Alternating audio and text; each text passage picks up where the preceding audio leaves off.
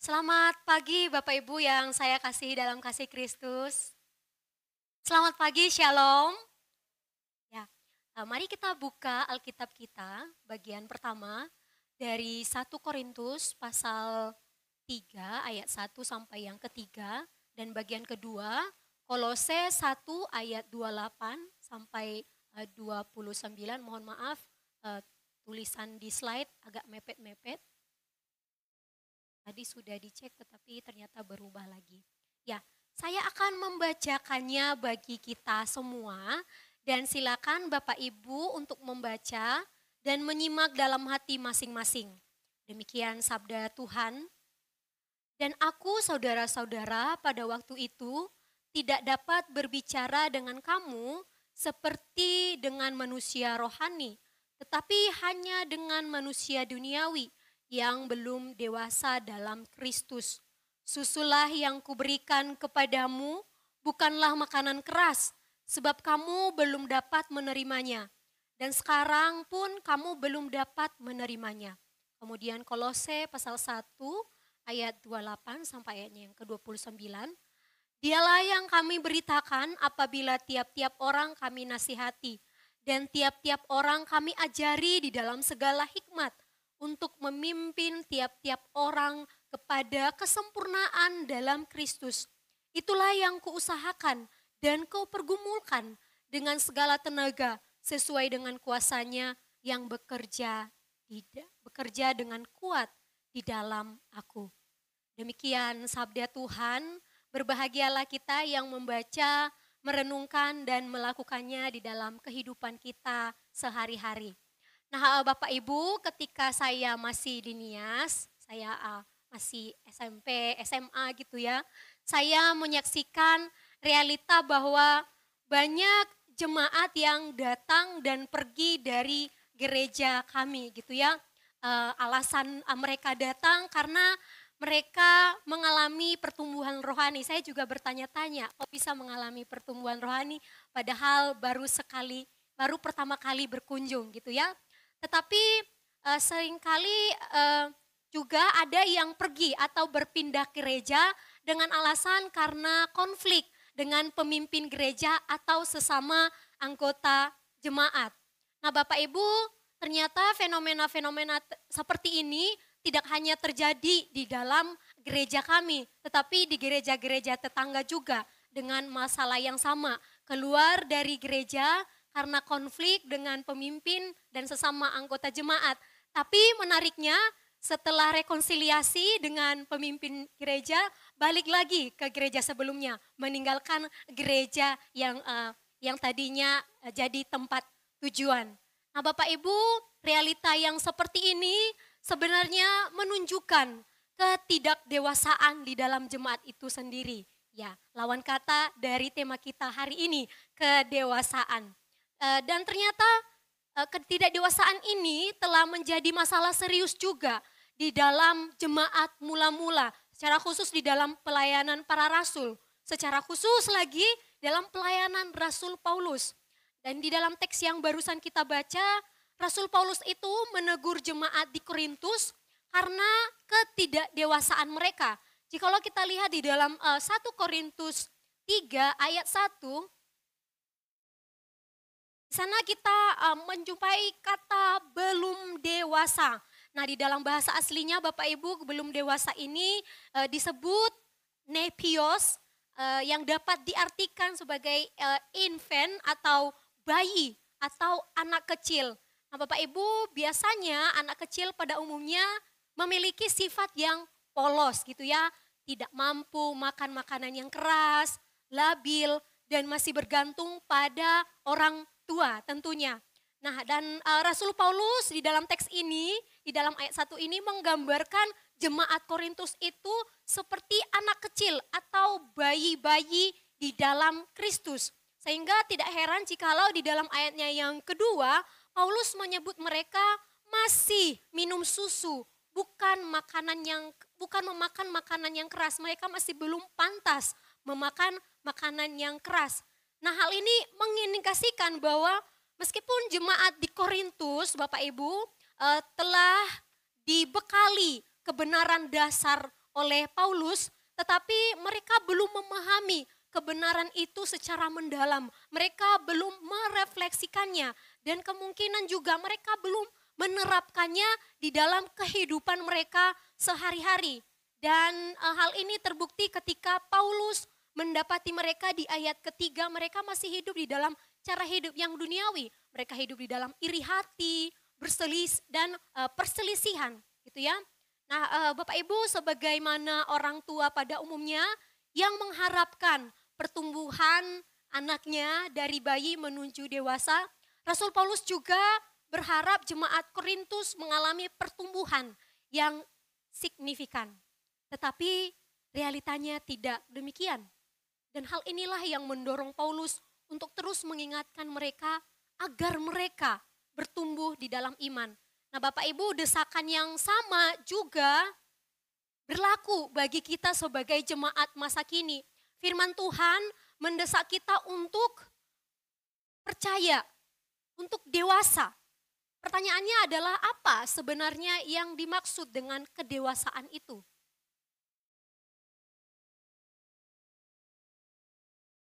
Nah, secara umum dewasa itu bukan hanya secara umum dewasa ini dapat berarti adult atau mature Bapak Ibu.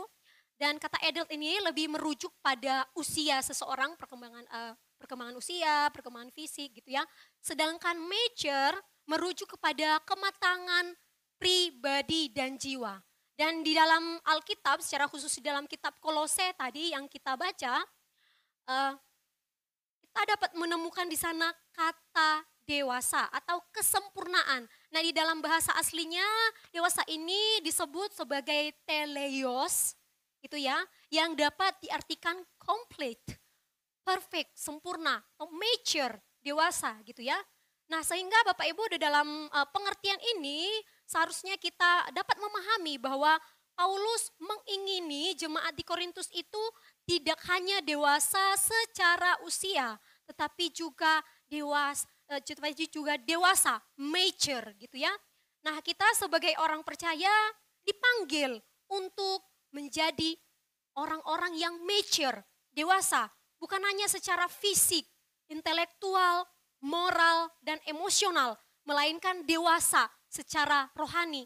Pertanyaannya Bapak Ibu, dewasa secara rohani itu apa? Dewasa secara rohani itu adalah dewasa di dalam Kristus, di dalam pengenalan, di dalam hubungan dengan Kristus. Nah untuk mencapai hal ini Bapak Ibu, kita memang harus memiliki hubungan yang dewasa di dalam Kristus gitu ya. Dan hal ini sesuai dengan undangan Kristus di dalam Yohanes 15 ayat 4 yang mengatakan, Tinggallah di dalam aku dan aku di dalam kamu. Sama seperti ranting tidak dapat berbuah dari dirinya sendiri jika ia tidak tinggal pada pokok anggur. Demikian juga kamu tidak berbuah jika kamu tidak tinggal di dalam aku. Maaf Bapak Ibu. Nah, ayat ini mengajarkan bahwa kedewasaan rohani hanya mungkin dapat dicapai melalui kesatuan dengan Kristus ketika kita tinggal, mengakar di dalam Kristus. Dengan demikian Bapak Ibu menjadi dewasa rohani berarti memiliki hubungan yang matang dengan Kristus di dalam penyembahan, iman, kasih, dan ketaatan kita.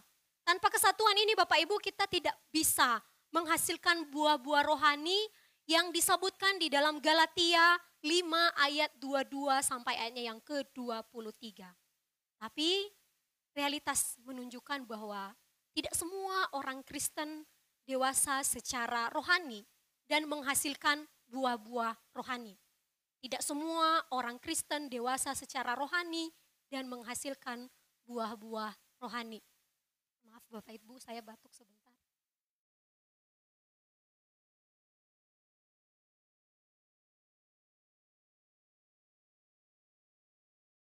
Kenapa Bapak Ibu? Paulus mengungkapkan bahwa banyak orang Kristen masih hidup seperti bayi-bayi rohani yang hanya ingin menerima berkat dari Allah tanpa membangun hubungan yang intim dan konsisten dengan Allah tanpa mengenal Allah dengan lebih dalam di dalam kebenarannya, di dalam firman itu sendiri. Banyak orang Kristen yang cenderung seperti anak kecil yang hanya datang kepada Allah ketika membutuhkan sesuatu gitu ya. Dan setelah mendapat apa yang diinginkan, mereka pergi tanpa memperhatikan hubungan yang lebih lanjut dengan Allah. Begitu terus seterusnya, nanti ketika butuh Allah seperti seperti anak-anak, dia butuh sesuatu, dia akan datang ke orang tuanya. Setelah dia dapat apa yang dia dapat, dia akan pergi gitu ya dan datang lagi.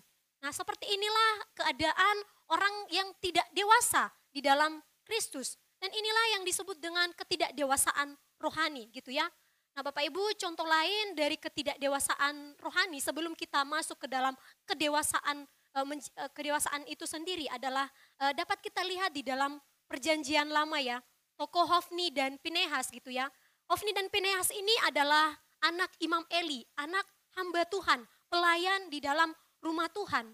Tetapi meskipun mereka ini adalah anak-anak imam yang seharusnya ya memiliki hubungan dekat dengan Tuhan dan takut akan Tuhan, tetapi mereka tidak mencerminkan kedewasaan dalam hubungan mereka itu di dalam kehidupan mereka sehari-hari gitu ya. Mereka tidak menunjukkan kedewasaan rohani mereka. Mereka justru mencuri kemuliaan Tuhan. Mereka mengambil apa yang seharusnya menjadi bagian Tuhan untuk memuaskan hawa nafsu daging mereka. Nah, tindakan ini tentunya membawa mereka ke dalam dosa besar, yaitu mencuri kemuliaan Tuhan dan pada akhirnya mereka menerima hukuman dari Tuhan. Nah, sangat berbanding dengan Samuel ya Bapak Ibu ya. Ya, di dalam perikop yang sama saya melihat Samuel yang tinggal dengan Eli sejak kecil, bukan anak Eli tapi anak Hana yang dipersembahkan untuk melayani Tuhan. Samuel ini belajar melayani dan mengenal Tuhan dari Eli gitu ya. Tetapi tidak hanya berhenti sampai di situ. Samuel juga punya kerinduan untuk mengenal Tuhan secara pribadi, secara personal. Ia juga berusaha membangun hubungan dengan Tuhan, hubungan yang erat dengan Tuhan. Dan di dalam Samuel 3 ayat 19 kita mendapati bahwa Samuel semakin besar dan Tuhan menyertai dia dan tidak ada satupun dari firman Tuhan yang dibiarkannya gugur. Artinya Bapak Ibu bahwa di dalam masa remajanya, dalam masa hidupnya, Samuel itu melatih dirinya untuk hidup erat, bergaul karib dengan Tuhan, untuk hidup bergaul erat dengan Tuhan. Dan hal inilah yang mendewasakannya di dalam menghadapi realitas yang dihadapinya sehari-hari. Ia tidak mudah terpengaruh dengan gaya hidup Hofni dan Pinehas yang mungkin bertemu dengan dia setiap hari. Pertanyaannya bagi kita Bapak Ibu, apakah kita telah menjadi orang Kristen yang dewasa di dalam Kristus atau tidak dewasa? Apakah kita benar-benar memahami bahwa membangun hubungan pribadi dengan Allah adalah lebih penting daripada sekedar melakukan aktivitas rohani atau mengejar berkat-berkat Tuhan? Atau apakah kita masih seperti bayi-bayi rohani yang hanya datang ke gereja ketika kita menghadapi pergumulan atau membutuhkan bantuan gitu ya, dukungan. Dan setelah masalah kita selesai, kita meninggalkan gereja dengan berbagai macam alasan atau beribu alasan. Nah Bapak Ibu, di dalam 1 Korintus 13 ayat 11 Rasul Paulus berkata, ketika aku kanak-kanak, aku berkata seperti kanak-kanak, aku merasa seperti kanak-kanak, aku berpikir seperti kanak-kanak. Sekarang sesudah aku dewasa, aku meninggalkan sifat kanak-kanak itu. Nah Bapak Ibu, melalui firman Tuhan ini, Paulus mengajarkan bahwa kedewasaan rohani seharusnya mengubah cara pikir kita. Seperti yang ayat ini katakan, untuk berperilaku dari yang tadinya labil, yang tidak konsisten di dalam iman kita, gitu ya, menjadi konsisten. Tapi pertanyaannya Bapak Ibu adalah bagaimana orang Kristen menjadi dewasa, gitu ya. Setidaknya kita akan merenungkan 3 hal. Orang Kristen dapat menjadi dewasa di dalam relasinya dengan Kristus di dalam penyembahan, gitu ya. Nah, Bapak Ibu, di dalam Roma 11 ayat 36 dikatakan bahwa segala sesuatu dari Dia, oleh Dia, kepada Dia, bagi Dialah kemuliaan sampai selama-lamanya. Ayat ini mengingatkan kita bahwa hidup kita ini dimulai dari Tuhan, berlangsung oleh Tuhan, dan ditunjukkan untuk Tuhan, untuk kemuliaan Tuhan. Pertanyaannya, mengapa sangat penting bagi kita untuk tumbuh dewasa di dalam penyembahan kepada Allah? Nah, Bapak Ibu, kita adalah manusia rohani dan Allah telah memberikan kita modal istimewa untuk hidup di dalam status ini, yakni melalui rohnya. Dan roh Allah inilah yang memungkinkan kita untuk memahami dan merenungkan kedalaman tentang Allah, kedalaman kekayaan tentang Allah di dalam firman-Nya. Nah, Bapak Ibu, dengan hadirnya Roh Kudus atau Roh Allah dalam hidup kita, seharusnya hal ini membuat kita mengarahkan seluruh aspek hidup kita, baik harta, pasangan, anak, jabatan, untuk memuliakan nama Tuhan. Kita persembahkan semuanya untuk Tuhan. Nah, dalam hal ini Kristus adalah teladan utama kita. Ia mempersembahkan seluruh hidupnya untuk pekerjaan Allah dan menunjukkan kepada kita bagaimana menyembah Allah dengan penuh di dalam keutuhan, dengan penuh kedewasaan gitu. Pertanyaannya bagi kita adalah apakah kita sudah mengarahkan segala sesuatu yang ada pada kita, termasuk anak-anak kita, keturunan-keturunan kita, untuk tumbuh dewasa di dalam penyembahan kepada Tuhan. Kemudian Bapak Ibu, bagaimana orang Kristen dapat menjadi dewasa? Yang kedua, dewasa dalam relasi dengan Kristus dalam iman. Nah, di dalam 1 Korintus pasal 16 ayat 13, Rasul Paulus mengingatkan jemaat di Korintus, berjaga-jagalah dan berdirilah dengan teguh dalam iman. Apa itu arti iman? Nah, di dalam Ibrani 11 ayat 1 dikatakan bahwa iman adalah dasar dari segala sesuatu yang kita harapkan dan bukti dari segala sesuatu yang tidak kita lihat.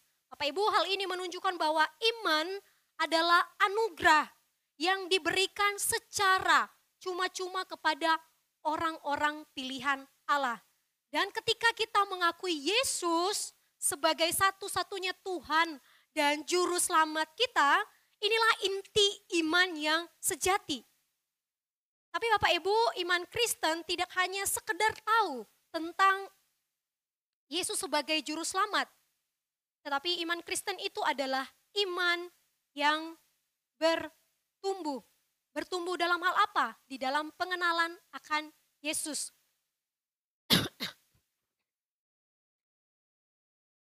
Sebagai contoh, di dalam Kisah Para Rasul kita mungkin pernah mendengar ya kisah Rasul Stefanus gitu ya, martir pertama di dalam kekristenan. Rasul Stefanus menunjukkan kedewasaan imannya di dalam Kristus ketika ia diminta untuk menyangkal Yesus dan diancam dengan kematian. Rasul Stefanus tidak goyah gitu ya, imannya dan percayanya kepada Tuhan membuatnya teguh gitu ya, meskipun pada akhirnya dia dirajam oleh batu dan meninggal gitu ya. Dan kisah lain juga Bapak Ibu, mungkin kita pernah mendengar ya lagu I have decided to follow Jesus. Mengikut Yesus keputusanku gitu. Lagu ini adalah lagu yang sangat indah.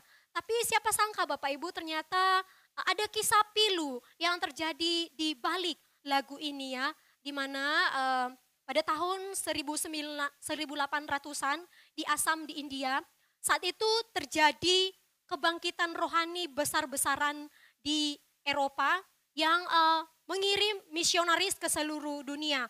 Nah, beberapa misionaris Inggris diutus di Assam, sebuah daerah yang penuh dengan tantangan gitu ya. Penduduk Assam ini terdiri dari beberapa suku primitif yang masih mempraktikkan praktik kanibalisme dan memiliki tradisi yang mengerikan seperti mengumpulkan kepala manusia sebagai simbol dari status sosial gitu ya. Bapak Ibu, di tengah kekerasan ini, para misionaris dengan berani memberitakan Injil. Meskipun awalnya mereka ditolak, tetapi ternyata ada juga celah untuk Injil itu bisa masuk, untuk diterima oleh orang-orang yang ada di Assam. Nah, sebagai buah pelayanan dari para misionaris ini, ada salah satu keluarga dari suku Garo, yaitu Nokseng beserta istrinya dan 2 anaknya yang bersedia menerima Yesus sebagai Tuhan dan Juru Selamat. Nah, kesaksian dari Nokseng ini ternyata membawa dampak besar bagi lingkungannya, sehingga banyak keluarga lain yang mengikuti jejak mereka untuk percaya kepada Yesus. Tetapi Bapak Ibu, ketika berita ini didengar atau sampai di telinga kepala suku Garo, kepala suku tentunya sangat-sangat marah. Sehingga pada akhirnya ia mengadili Nokseng dan keluarganya di hadapan masyarakat gitu ya. Nah, ketika Nokseng diadili di hadapan masyarakat, kepala suku menawarkan kepada Nokseng, jika kamu menyangkal imanmu, maka kamu tidak akan dibunuh. Kamu akan terbebas dari maut gitu ya. Tapi Nokseng dengan teguh mengatakan, I have decided to follow Jesus, no turning back. Saya tetap mau mengikut Yesus gitu ya. Kutak ingkar kalau di dalam lirik bahasa Indonesia gitu ya. Nah, pada saat itu ketika kepala suku mendengar, Nokseng tidak langsung dibunuh, tetapi yang dibunuh adalah kedua anaknya.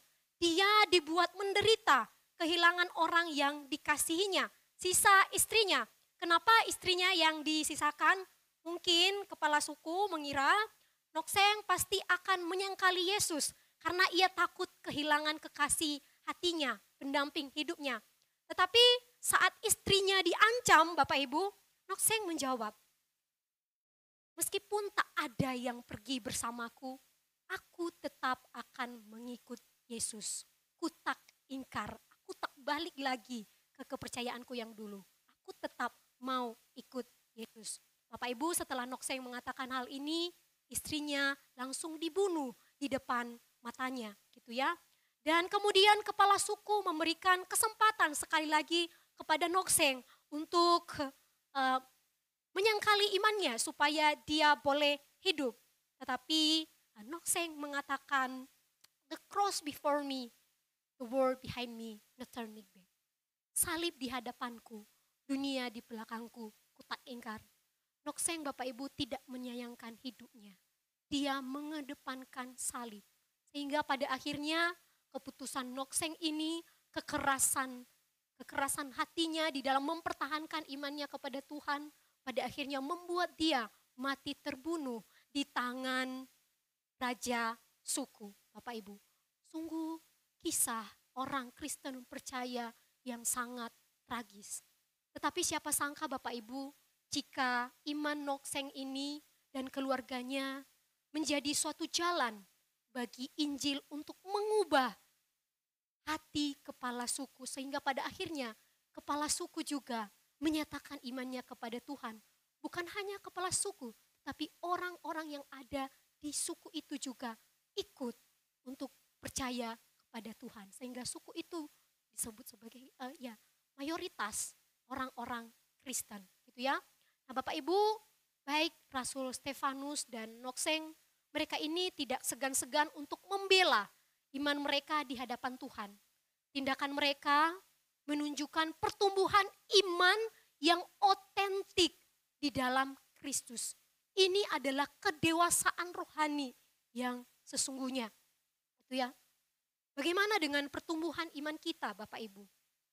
Pertumbuhan iman yang otentik seharusnya ditandai dengan keteguhan kita dalam menanggapi setiap tantangan dan konflik yang sering kita jumpai dalam kehidupan sehari-hari. Contohnya, ketika seseorang mengalami sakit parah ya, seringkali orang cenderung cepat menyerah dan berkata, Tuhan ambil saja nyawaku. Atau terus-menerus bertanya, mengapa aku harus mengalami penderitaan seperti ini? Apa salah dan dosaku gitu ya. Tapi Bapak Ibu, orang yang dewasa imannya ketika mengalami tantangan, kesulitan, sakit penyakit, akan merespon dengan cara yang berbeda. Mereka tidak akan mencari jawaban dari dunia, mereka tidak akan mempertanyakan Tuhan, tapi mereka langsung kepada Tuhan secara pribadi. Orang yang dewasa imannya bertanya kepada Tuhan, Tuhan, kenapa Engkau mengizinkan pergumulan ini terjadi? Apa yang Tuhan inginkan melalui masalah ini? Apa yang Tuhan mau ajarkan melalui sakit penyakit ini?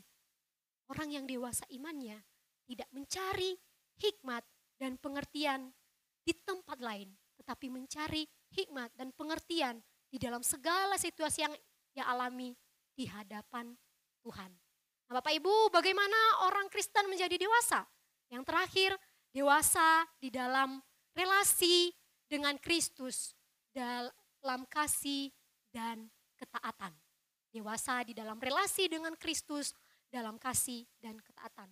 Nah, di dalam 1 Korintus 13 ayat 10 dikatakan, tetapi jika yang sempurna tiba, maka yang tidak sempurna itu akan lenyap.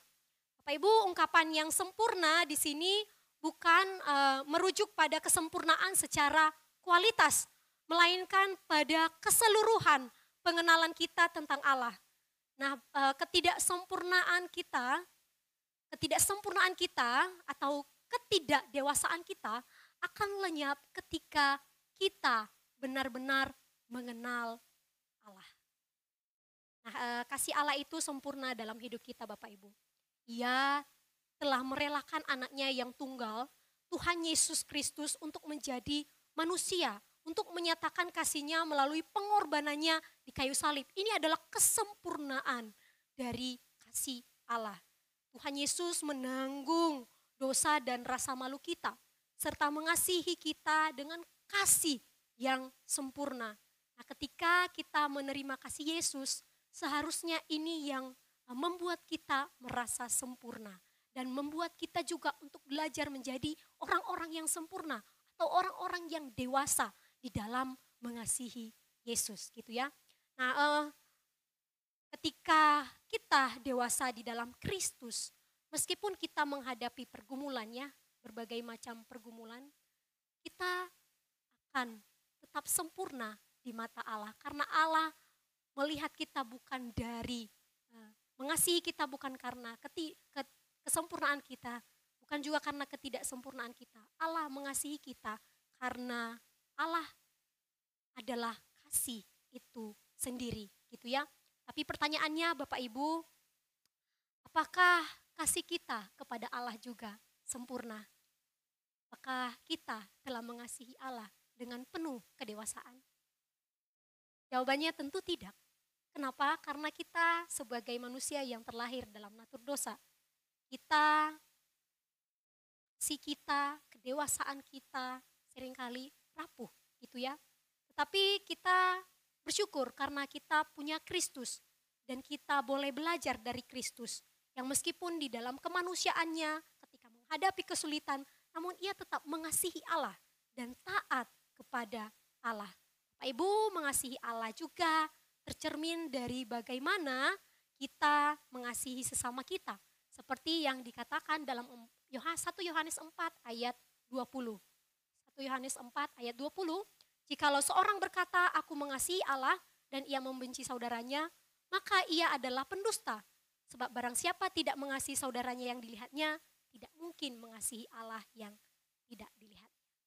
Pertumbuhan iman di dalam Kristus ditandai dengan ketaatan kita di dalam mengasihi mereka yang dikasihi olehnya, oleh Tuhan. Bukan hanya mengasihi mereka yang kita kasihi, gitu ya.